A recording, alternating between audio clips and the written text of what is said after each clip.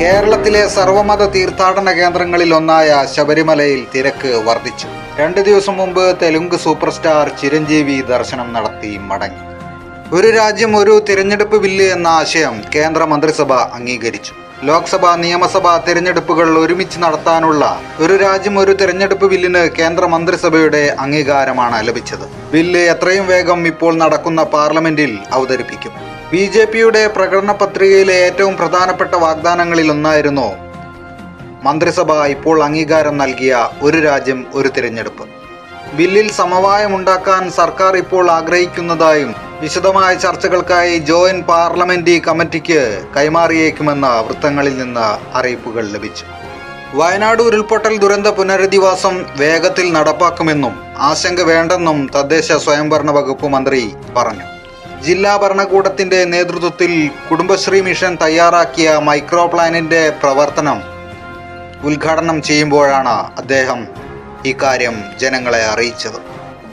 പാലക്കാട് കരിമ്പ പനയമ്പാടത്ത് വാഹനാപകടത്തിൽപ്പെട്ട യാത്രക്കാരിൽ പലരും ഗുരുതര അവസ്ഥയിൽ ആശുപത്രിയിൽ ചികിത്സയിൽ തുടരുന്നു. കൊച്ചി മംഗളവനത്തിന്റെ ഗേറ്റിന്റെ കമ്പിയിൽ കോർത്ത നിലയിൽ മൃതദേഹം കണ്ടെത്തി.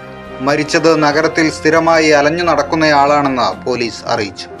കോട്ടയത്ത് പന്നിപ്പനി സ്ഥിരീകരിച്ചു. തമിഴ്നാട്ടിൽ അതിശക്തമായ മഴ തുടർന്നതിനെ തുടർന്ന് താഴ്ന്ന പ്രദേശങ്ങൾ മുഴുവൻ വെള്ളത്തിനടിയിലായി. കഴിഞ്ഞ ദിവസം തമിഴ്നാട്ടിലെ തിരുനെൽവേലിയിൽ അതിതീവ്ര മഴ പെയ്തപ്പോൾ കേരളത്തെ മഴ കാര്യമായ രീതിയിൽ ബാധിക്കാതെ സംരക്ഷിച്ചത് സഹ്യപർവ്വത നിരകളായിരുന്നു. 24 മണിക്കൂറിൽ തിരുനെൽവേലിയിൽ പെയ്തത് 540 mm മഴയാണ്. സഹ്യപർവ്വതം കവചമൊരുക്കിയതിനാൽ ഇപ്പുറത്ത് കേരളത്തിലെ അച്ചൻകോവിൽ, ആര്യങ്കാവ് അടക്കമുള്ള മേഖലകളിൽ ലഭിച്ചത് 152 mm മഴ മാത്രം. വലിയ വെള്ളപ്പൊക്കവും ദുരിതവുമാണ് ഇതോടെ ഒഴിവായത്. മുഖ്യമന്ത്രി പിണറായി വിജയൻ ഉദ്ഘാടനം ചെയ്യുന്ന സൂഫി ഗസൽ നൈറ്റ് എന്ന പ്രോഗ്രാം ഡിസംബർ 24 7 മണിക്ക് കോഴിക്കോട് ബീച്ചിൽ നടക്കും. മരണപ്പെട്ട പ്രശസ്തനായ നടൻ കലാഭവൻ മണിയുടെ അനിയൻ ഡോക്ടർ RLV രാമകൃഷ്ണന് നാട്യകലാക്ഷേത്ര പുരസ്കാരം.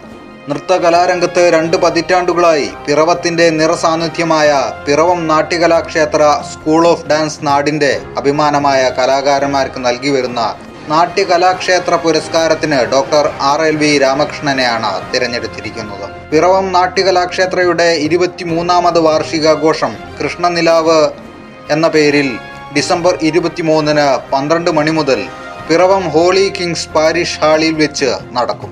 പുഷ്പ സിനിമയുടെ റിലീസിംഗിന്റെ തിരക്കിൽപ്പെട്ട് സ്ത്രീ മരിച്ച സംഭവത്തിൽ അല്ലു അർജുന് ഇടക്കാല ജാമ്യം അനുവദിച്ചു. അല്ലുവിന്റെ അറസ്റ്റ് വാർത്ത കേട്ടയുടനെ നടൻ ചിരഞ്ജീവിയും നടൻ പവൻ കല്യാണും അല്ലുവിന്റെ വീട് സന്ദർശിച്ചു. വാർത്തകൾ കേട്ടറിയുന്നതിന് പ്രധാന വാർത്തകളുടെ വീഡിയോ പിന്തുടരുക. വാർത്തകൾ വായിച്ചറിയുന്നതിന് റീൽസ് പിന്തുടരുക. തുടർ വാർത്തകൾക്കായി BN ന്യൂസ് കേരള സബ്സ്ക്രൈബ് ചെയ്യൂ. അതിമനോഹര ഗാനങ്ങളുടെ ദൃശ്യശ്രവ്യ ആവിഷ്കാരം. സൂപ്പർ ഹിറ്റ് അയ്യപ്പ ഭക്തി ഗാനങ്ങൾ സ്വതസിദ്ധമായ ആലാപന ശൈലിയിലൂടെ വീണ്ടും ശ്രോതാക്കളിൽ എത്തുകയാണ്. പിന്നണി ഗാനരംഗത്തെ യുവഗായകൻ ബിനുവിന്റെ ശബ്ദത്തിലൂടെ.